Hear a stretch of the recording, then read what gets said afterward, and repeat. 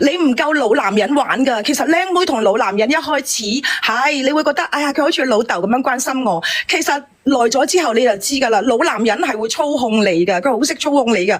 佢對一個同甘共苦嘅老婆，佢都可以咁殘忍，佢邊會對你好㗎，靚妹？嗱，你等等我嗱，我連埋個太太上嚟啊，好唔好啊？嗱，我唔知道你叫咩名啊？我點稱呼你嘅？其實佢叫你陳小姐。其實我陳欣如嚇。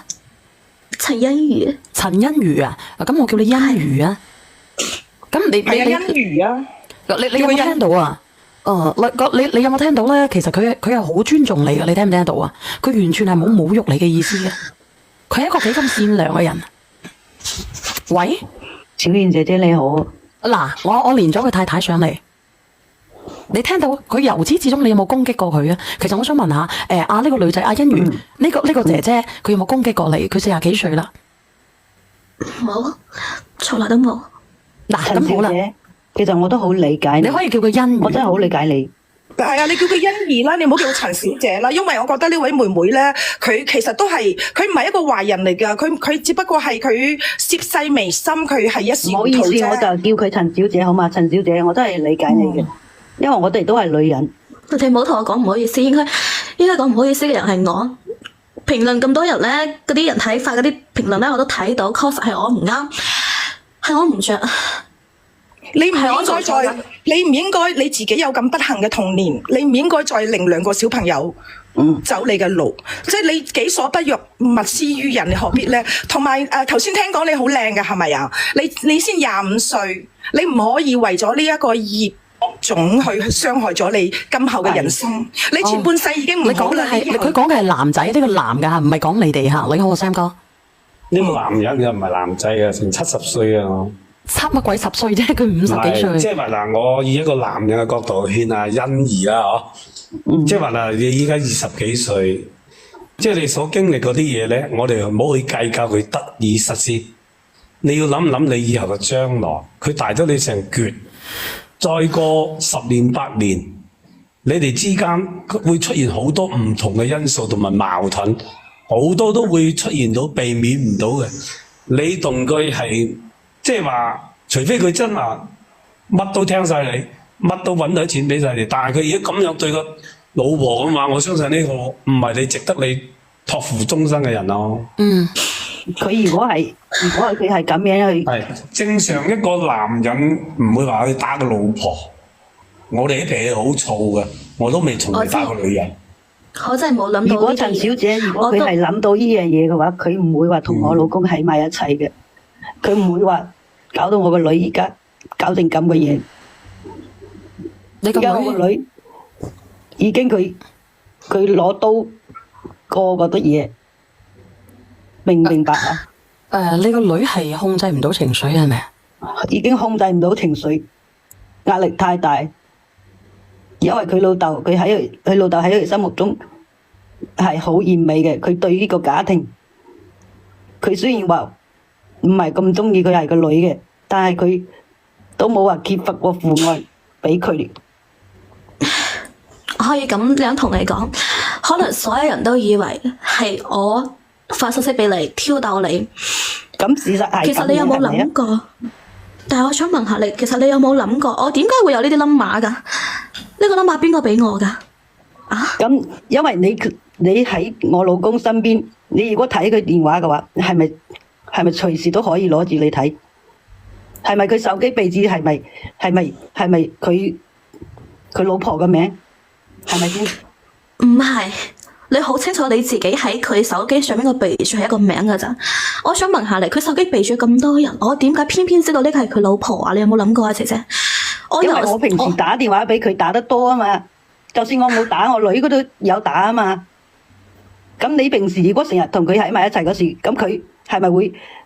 我女係咪成日都會嗌佢爸爸啊乜嘢啊？如果你係喺身邊，你聽唔到嘅話，我係唔信咯。我同你講咗，我真係我同你講咗，佢冇喺我面前表現過佢有家庭嗰啲跡象，從來都冇，從來都冇。而且我可以咁樣同你講，你有分析能力嘅，你20幾歲噶啦，係咪？一個50幾歲嘅男人，佢點會冇家庭咧？我後嚟先知，因為我老公嘅話，我一日嘅話，我最少打3次電話，最少嘅。我同你講，佢唔會喺我面前打電話嘅。如果佢喺我面前打電話，我知道咗嘅話，我仲會同佢喺埋一齊咩？你有冇諗過啊？咁平時我個女打俾佢嗰時，或者我打俾佢嗰時，佢係一打佢就會接噶嘛。佢點解？我真係諗唔明白點解你會唔知道咧？係咪先？唔係，佢有個問題啊，你哋仲忽略咗啊！呢個男人即係你嘅老公啊，佢有阿欣怡一樣，出面仲有其他女人俾佢呃住。你唔好以為除阿欣怡啊，你唔好以為呢個男人係得你一個。我相信佢係好似個漁翁咁嘅撒網啫。佢瞞得佢老婆去同你，佢一樣可以瞞住你溝過第二個，真係嘅。我老公佢手機電話咧，佢係隨便我睇嘅。我平時我都唔會話好刻意咁去睇佢嘅。但係我冇發覺佢手機就會有乜嘢。睇手機冇用嘅，好嘅人唔使去管，壞嘅人你點管佢都係壞。其實你明唔明白呢句說話？我想問下姐姐啊，我想問下你。你覺得你老公一日打3個電話俾你，一日打3個電話俾你老公，佢臨時聽，你覺得你到依家你係咪覺得係我嘅錯？係我知道佢有家庭，我仲唔同佢喺埋一齊啊？你有冇諗過佢有2台手機㗎？你有冇諗過我點解會發信息俾你？我點解直接發到相俾你？你有冇諗過如果呢個號碼唔係你，我賭錯咗嘅話，我自己會面臨啲乜嘢㗎？我可以咁樣同你講。係佢同我話，佢話我好想同你喺埋一齊，但係我梗係冇辦法。佢唔愛我，佢出面有男人，佢仲拖住我。呢個手機係號碼係佢嘅，你可以直接發信息過去。我可以咁樣同你講。咁既然係咁樣嘅，嗱妹妹，咁既然係咁樣嘅，咁點解你唔放手咧？你知道呢個渣男嚟，你點解繼續同呢個渣男喺埋一齊咧？仲有呢個太太，佢係為咗乜嘢咧？佢唔係為咗邊個？佢係為咗佢個女。佢已經行咗咁多年啦，佢喺呢個圈子裏邊已經困喺度啦。你明唔明啊？有20年嘅親情喺度啊！佢亦都係呢個男人，亦都係佢嘅初戀，你明唔明啊？係佢攞我嘅手機去發啲相俾佢老婆噶。佢話咁嘅話，佢老婆就會放過佢噶啦。佢話佢哋2個人家冇感情，仲喺埋一齊嘅話，佢老婆唔會放過佢。好，我相信。我想問下你哋，你知唔知佢係做乜嘢㗎？你哋就話我貪佢啲銀紙，你哋有冇諗過佢屋企有老婆，佢有細路仔㗎，佢有個家庭㗎？佢一個月佢喺工地上面做嘢，佢一個月最多1萬蚊到。我想佢每個月俾8000人嚟㗎，剩低係佢自己嘅生活費㗎。咁你都俾佢呃咗啦！一開始又瞞住你有家庭，依家又擺你上台，即係就按照好似你講嘅，係佢老公自己發啲相過去嘅。咁佢即係利用咗你啫，你做咩仲喺度糾纏啫？你咁靚女，你轉身走啦！係啊，係咪呢個太太？其實你先生係做乜嘢㗎？我老公咧，佢係接工地嘅，佢唔好可能話得一個1萬蚊嘅。佢平時一時接一個工地都過有幾廿個都有嘅，有乜可能咧？嗱，我哋分析你老公佢老公攞你手機發俾佢老婆係咩回事？既然咁個男人佢可以對佢自己嘅老婆可以咁樣對你，佢下一次再揾一個佢同樣嘅方法，又攞第二個女人啲手機嚟發俾你，佢一樣嘅，證明呢個男人。你哋不如咁樣啦，你可唔可以咧？嗱，咁呢個上邊個妹妹仔，咁你都知道呢個男人係咁樣嘅，你有冇考慮下咧？重新諗過，我係唔會同呢個男人喺埋一齊嘅咧。仲有下邊呢個姐姐仔咧，你都知道佢係想維護呢頭家嘅，因為佢過咗咁多年啦，佢冇可能隨隨便便同我老公拜拜。姐姐，其實我同你講，其實我老公喺佢身上花咗唔少錢嘅。因為我大概我知道會跌噶嘛，我唔敢話同我即係話我老公，因為我驚我老公佢太過即係我知道佢嗰啲嘢之後咧，佢會捨棄我哋兩母女，所以我唔敢話太過講得太多。你不如咁樣啊，你哋想要個了斷嘅，不如叫埋個男上嚟啊！我覺得應該係要叫佢老公上嚟咯。係咯，兩個女人喺度嘈，其實你哋係互相傷害。係咯，你哋未佢哋之間有啲誤會咧，定係點樣啊嘛？佢話要做嘢，我話佢老公唔夠膽上嚟。你哋咁樣喺度嘈冇用㗎。其實你哋兩個女人都係互相傷害，都係受害者。係啊，你仲咁年輕，我覺得咧，你毀咗你嘅人生。如果跟咗呢個閪仔，係啊，我都覺得佢咁後生，佢大把青春。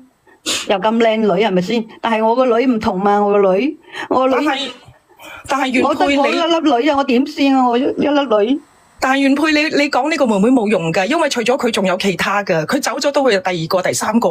你睇下點樣去係對你其實老公你應該最起碼嘅你就係你要了解佢嘅資金嘅流動方向，然之後咧你要同佢點講咧？如果佢唔同你拜拜嘅，你首先如果佢求得你原諒嘅，你不如咧你喺身邊咧攬多啲屬於呢啲咁樣嘅嘢。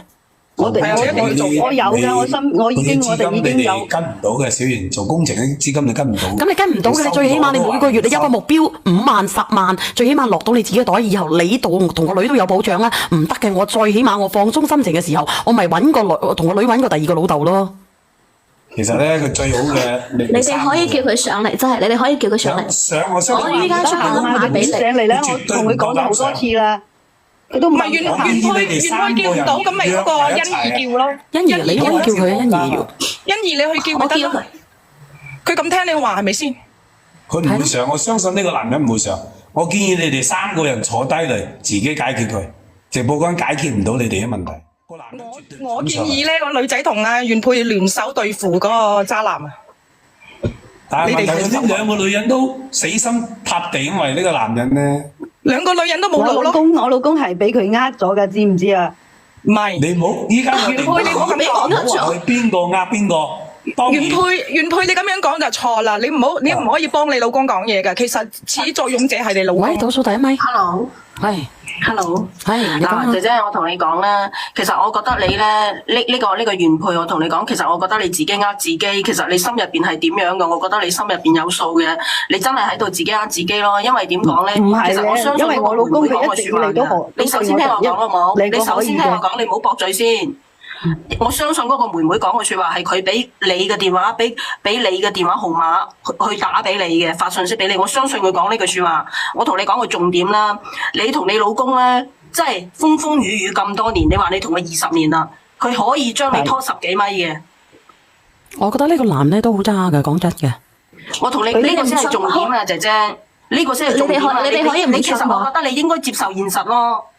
我家下可以直接打電話俾佢，我叫佢上嚟。佢唔會將你拖10幾米嘅，其實佢對你恨意好深噶。你冇幫佢收到仔，佢對你恨意好深噶。你可以喺呢度聽住。我只不過冇同佢生仔啫嘛，我冇做過其他對唔住佢嘅嘢。唔好嘈先啦，好唔好？係最大就係原配啊！我覺得嗰個欣怡咧，佢仲容易解決。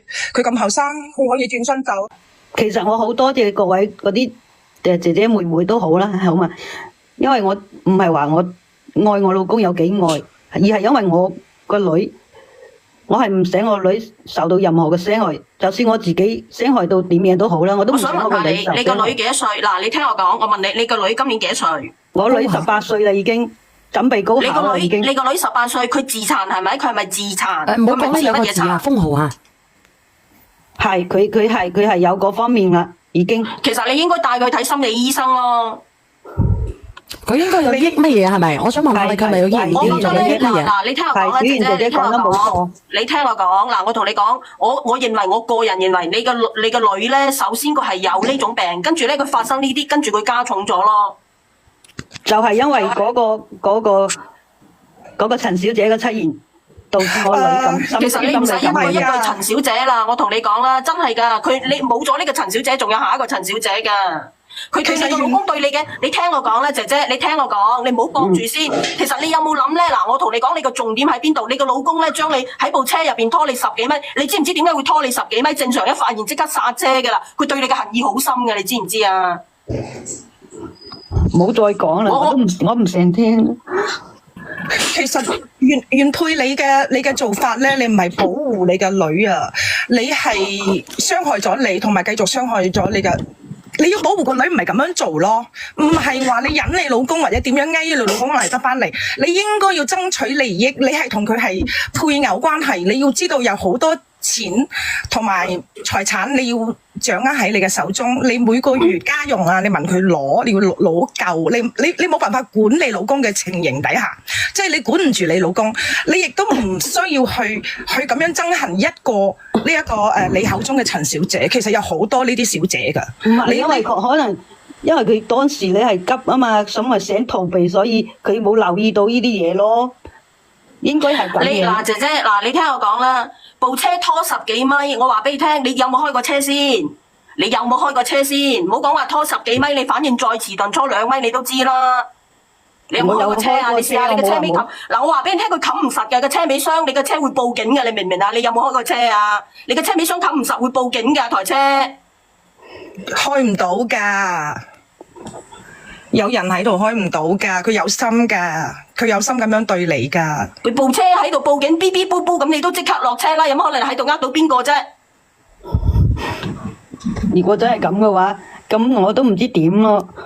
你而家冇得講㗎啦，你唔好再話俾你自己聽話你老公愛你乜嘢啦。其實咧，我話俾你聽，其實咧嗱，我同你講，其實依家乜嘢都唔重要，你個女係最重要嘅，乜嘢都唔重要，你信我講啦，你個女係最重要嘅。你諗你點樣去帶你個女去睇下心理醫生咧？呢樣嘢係最重要嘅。我女以前我覺得錢唔錢呢啲嘢，你自己諗你自己咯。因為嘅話，真係㗎，冇嘢比命重要。因為呢個女係你嘅唯一嚟嘅。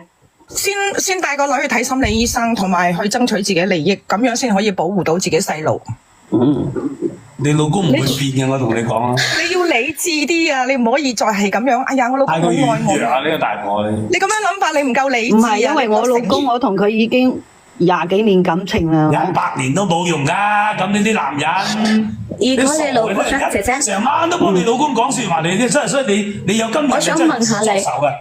如果你老公同你20幾年，如果佢真係諗到佢同你20幾年嘅感情，佢會同我喺埋一齊咩？佢會同我仲有個 BB 咩？咁其實唔係呢個，佢唔係淨係同你食埋佢有同我解釋過㗎，佢有解釋過，我知道我。所以你有今日真係自作自受㗎。你老公，妹妹我同你講啦，其實咧，冇講話你老公錯，妹妹我唔攻擊你成晚都同你老公講好説話。妹妹我同你講，嗱我唔攻擊你，妹妹我同你講，其實你都係執到一篤屎嘅啫。係。即係啊！我真係我唔攻擊你，我唔講你，但係你真係執到一篤屎。你咁後生，你咁後生，你揾一個自己可以做到你阿爺嘅人，你為乜啦？我問你。係啊，做到你阿爺。佢傻啦！佢過咗幾年，佢會後悔嘅。真係㗎，我唔攻擊你，因為你年紀仲細，你20零歲係嘛？你揾一個好似你阿爺咁大年紀，你為乜啊？你大好嘅青春年華。其實你都幾通透啊！其實你自己都知道咧，呢個男人咧係渣男嚟嘅。即係其實咧，你嘅人咧，其實我聽你講説話，你雖然係比較巴渣啲，但係我亦都唔相信你係一個壞人嚟嘅。你年紀咁細係咪先？你真係執到一篤屎你都未知，你仲好似覺得喺度沾沾自喜咁樣。你翻去攝高枕頭諗下啦。確實咧，係之前我仲以為我有遇到咗一個對我好嘅男人，佢乜都為我。欣怡啊，你就好欣怡啊，你同佢嘅感情係欺騙開始嘅。但係佢依家咧進退都係好難嘅，因為佢都陀咗4個月啦。我唔知你哋嗰啲嘢啦，我唔知你爸爸你媽咪睇見你咁樣會唔會心痛啊？真係嘅。你咁樣你爸爸媽媽知唔知啊？阿欣怡，你爸爸媽媽知唔知啊？佢哋唔理我嘅。佢哋唔會理我。佢哋唔理你，但係你要理你自己啊嘛！你唔好話。欣怡，你最大嘅問題係咩咧？你第一，你仲後生，你唔識諗；第二就係你身邊冇父母俾你正確嘅教育，所以導致你今日咁容易俾人呃。你同佢嘅感情係由欺騙開始，到今日你仲俾佢擺上台去挑撥阿原配，所以咧你係佢嘅一個棋子，你唔係佢嘅愛人。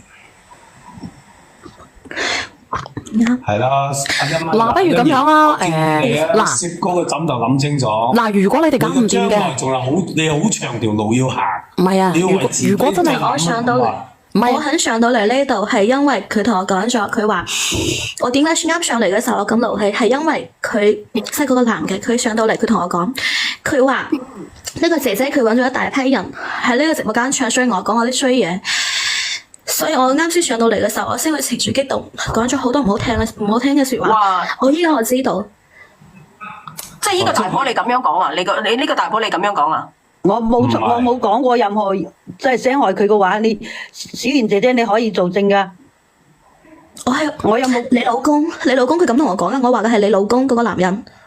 係你老公啊！同你講咗啲乜嘢喎？即係你兩個上嚟，你老公都知道。咁如果係咁樣，佢老公應該喺個直播間啦。如果咁樣，係啊，仆喺度聽啊！如果係咁嘅，肯定仆喺度聽。我啱啱都話佢仆喺度聽㗎啦。正一渣男你。兩個傻女俾一個渣男玩起，你哋係。你咁所以我啱先上嚟，我為咗反駁我自己，我為咗維護我自己，所以啱啱上到嚟，我覺得邊個講説話都係針對我，邊個講説話都係針對我。咁你覺得係咪？所以我啱先情緒確實真係好激動。喺呢度我同你哋講聲對唔住，唔好意思。我啱先上到嚟嘅時候，我確實係講咗好多唔好聽嘅説話，對唔住。我哋都係善意嘅。我知道你哋家下，我知道你哋係善意嘅，因為啱先我唔知啊嘛，我從來都冇睇過你直播嘅。咁你而家點諗啊？你而家點諗啊？係啊，你覺得我哋啲評論員點樣啊？我哋直播間啲人點樣啊？個靚妹先再講原配啦，個靚妹好容易搞掂嘅咋？你先講欣怡，你先講你打算點啊？而家你知道真相之後，我唔知我想點，我真係唔想破壞佢嘅家庭，但係你話 BB 家喺我肚入邊，我可以點算啊？咁你咪想你個 BB 出世，個老豆就好老，或者到咗青春期個老豆就冇咗啊？佢年紀咁大。咁佢又成為第二個你啦，你個仔又成為第二個你，又冇爸爸錫啦，到以後結婚又冇人同佢指點啦，又做傻事啦，又俾人呃啦，同你一樣係咪？行翻你嗰條路。其實欣怡，你可以睇下我直播間嘅評論。欣怡啊，你話你4個月嘅，定係4個幾，定係啱啱4個月？你可以睇下我直播間嘅評論。就你4個月啦。咁你可以睇下我哋直播間嘅評論啦，同埋咧，如果你真係唔捨得㗎，你連呢個男人上嚟，你睇下佢點樣抉擇啊？佢唔聽電話，佢唔聽電話。欣怡，我哋生小朋友，佢逃避啊！你知唔知啊，陳小姐？死啦！我俾人舉報，唔理你啦，已經唔想理你啦。其實呢個錦江區呢度咧，嗱我同你講咧，其實唔勸人打仔嘅。我講咗，即刻舉。嗱，我俾你睇睇啦。呢啲嘢咧，嗱我同你講咧，嗱呢個姐姐，嗱呢個妹妹，我同你講，其實我只有4個字贈送俾你，好自為之。呢個姐姐嗱，我同你講咧，講真嗰句咧，嗱你就即係你其實乜嘢都唔重要，你個女最重要。基本上冇錯，我就係為咗我個女啫。我個女嘅話，佢要咗我條咩嘢，我都冇問題。你咁樣，你咁樣啦，姐姐，你咧就算我都講咗啦，上邊呢個姐姐，就算冇咗呢個陳小姐，往後仲有好多陳小姐嘅，你不如立好呢啲我啱先講嘅呢啲嘢啊。係啦，冇錯，係咪啊？你立好嘅，你下一次你可以同你個女揾好多個老豆噶嘛。理智啲啦，理智啲啦。其實佢都話佢老公喺呢個直播間聽緊啊，佢鬧。唔好意思，伏喺度㗎。仲有個問題，三哥，佢所有嗰啲錢都係佢老公掌握嘅，佢呃唔到嘅。咁點算啊？死啦！我講咗出嚟。即係嗱，欣怡，我同你講幾句啊。其實到你今時今日嗱，假如你生落嚟，你個 BB 生落嚟，等佢20幾歲結婚成長嗰時候，佢最需要老豆嘅時候，個老嘢已經80歲啦，佢幫唔到你個仔嘅。當你哋過咗10零年嘅時候，你40歲，佢已經係60幾歲嗰時，你哋之間會好多矛盾。你以為依靠呢個男人俾到幸福你啦？我勸你今晚貼高枕頭諗清楚，佢揾得你一樣揾其他第二個，我可以好明確話你知，佢唔係你嘅終身嘅依靠。如果你係自己為自己個幸福着想，我建議你早啲離開佢，問佢攞筆錢就。去邊度就去邊度，冇再黐埋呢啲。去尋找你自己新嘅幸福。係佢老公舉報你嘅。唔知嗱，我俾你睇睇，我冇呃你哋㗎。啱先我一講叫佢睇屏幕咧，已經係咁樣㗎啦。嗱，我個樣嚟㗎啦，我唔係呃你哋㗎喎。我喺邊度嚟咧？死火啦！阿欣怡啊，其實你而家原配就係將來嘅你啊！如果你真係遇完嗰個男人唔要佢，要你同你結咗婚，你將來就係第二個呢個原配啦。你同佢係一樣噶，佢對老婆唔好嘅，你冇親，你都見到啦，拖車都拖咗咁。係其實呢個原配，我話俾你聽，其實有好重要一樣嘢，其實你冇搞清楚。一個農村人咧，對於佢嚟，佢對仔嗰種執念係好深好深嘅。我話俾你聽咧，我舉個好簡單嘅例子俾你聽啦。你叫你家婆日日去食屎，食1個月佢有孫仔，佢都會食嘅。你信唔信啊？你可以叫下佢㗎。係啊，真係嘅，真嘅。唔係，我發覺你對我哋農村人好大偏見。到底農村人點解鞋都要生仔？我真係唔明白。我發覺你次次上嚟都梗係話我哋農村人。我想問一張你真係國際城市㗎嘛？唔係，佢真係㗎呢個聲哥。我發覺你真係語言攻擊嘅。農村得罪你邊度啫？一張嘅啫。嗱，你聽我講，Sam 哥我冇得罪你。首先嚟講，我真係冇得罪你，亦都冇得罪農村人。咁嗱，我又問你講，嗱，大家咧就攤開説話嚟講，講真心嗰句，你講係與唔係就得㗎啦。有冇呢個事實就得啦。你唔好講話咩農村人，我哋而家我哋觀點絕對冇。憑咩話我哋農村又要生個仔咧？我真係唔明啊！想生仔嘅打個一。要生就得嗱，一張叫你，我真係好多次我想駁斥你嘅。你成日話農村，喂，你帶你嗰啲地域性攻擊啊！你等等先，想生仔嘅我話打個一。俾你聽咧，我你揸住講個你揸住部重點80萬嘅車，唔係好多，唔係好靚嘅咋？嗱，Sam 哥你又聽埋一邊啦。嗱，我話俾你聽，其實咧嗱喺呢個直播間咧講真話，即係我講真話同埋假話嘅時候，可能淨係阿小圓聽得分得清楚係真話同埋假話。你話你潮汕嗰邊重男輕女我就信，但你話農村人，你已經不停提及農村人，喂，大佬，農村人真係冇得罪你，你咁樣講係地域攻擊㗎。Sam 哥，你我話俾你聽咧，我從來冇去反駁過你。嚟，聽完先一齊。其實你理解呢個問題，你係斷章取義，你係一橛一橛咁樣理解，你唔係整體咁樣理你都係單憑解。你個人到去一竹篙打死成農村人啊！Sam 哥，我再同你講，我都係農村出生嘅，因為我理解、了解。即係我唔明點解我身邊好多人都生嗱，我啲同學又係農村嘅，生2個女，嗰時啱啱可以開放2胎，管佢都唔生啊！呢個年代。嗱，我話俾你聽啦，Sam 哥，我亦都講多句，9%啊，最少95%以上，因為嗱，我唔講任何嘢啦，我就講喺呢個直播間變態咁樣要生仔嘅有幾多個？嗱，你自己答。人哋我唔知，但係我身邊好多就話，你話係農村要生個仔呢啲，我真係發覺呢句説話就唔成立。好難㗎，特別係拜山嘅時候。係啊，Sam 哥，你喺呢個直播間好變態㗎。嗱，Sam 哥唔好激動啊！嗱，我講句啦，我呢度咧其實咧都有好多係農村嘅嗰度嚟打工嘅，我都見過，係確實佢哋係好中意仔嘅。咁都唔係絕對，係大部分。係唔係絕對係大部分？係大部分，佢哋真係好小恨仔。小賢姐姐，係。今晚好多謝你咁樣同我即係分析咗好多嘢。咁我啱先講嘅，你有冇吸收落去啊？你唔好話我好在乎點樣啊！你可以帶你個女去睇下白大褂，同埋咧，同埋我啱先講嘅呢啲叫做乜嘢啊？我明白。明明呢個東西係咩嚟㗎？明白，愛心。唉，我明白，我真係明白。係你要幫你嘅女爭取保障啊！有咩可以保障啊？唔知點解啱痛。原配你一定要聽到我哋講嘅意思係2點。第一點，首先你要帶你嘅女去睇醫生，你嘅女係命係最重要，你唔好再糾纏呢一個欣兒啦。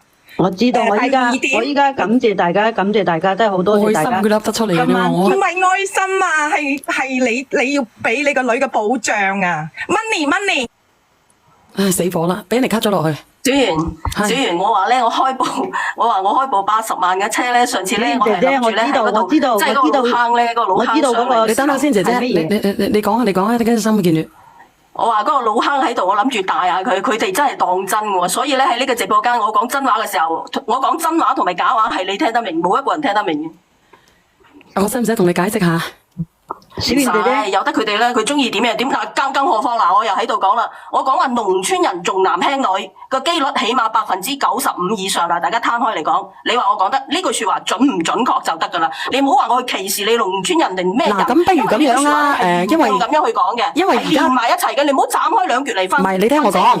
而家進化咗㗎啦，我哋好多咧都係城中村㗎啦，咁樣咧你可以講90%嘅，而家咧退到有10%嘅就唔會咁重男啦，唔會咁輕女啦，因為而家有啲人咧揾到錢啊，好似我哋嗰代人咧，都係有70%、80%咧都係冇所謂㗎啦，2個女都就係咁樣。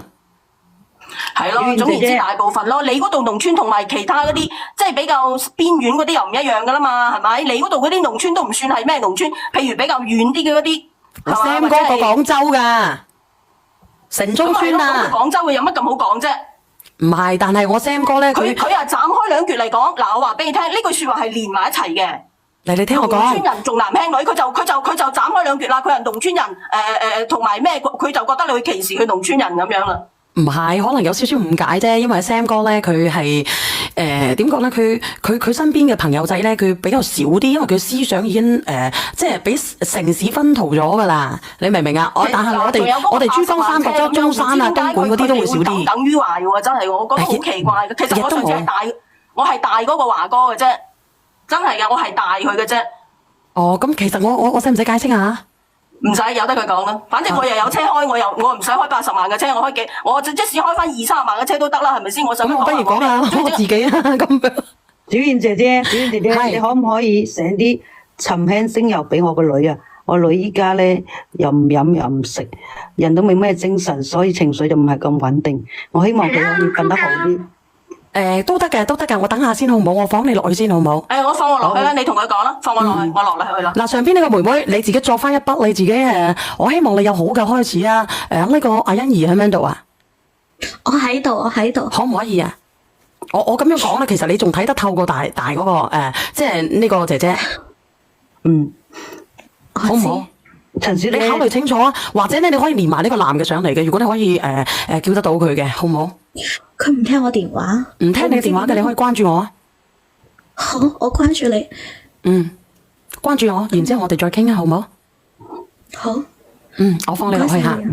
嗱，你聽唔聽得到啊？陳小姐，我都要去照顧我個女啦。依家有啲嘢。嗱，我希望咧，你哋唔好去因為呢個渣男而喺度嗌啦。你哋要商量好，我哋點樣去走，即係點樣可以共贏咧？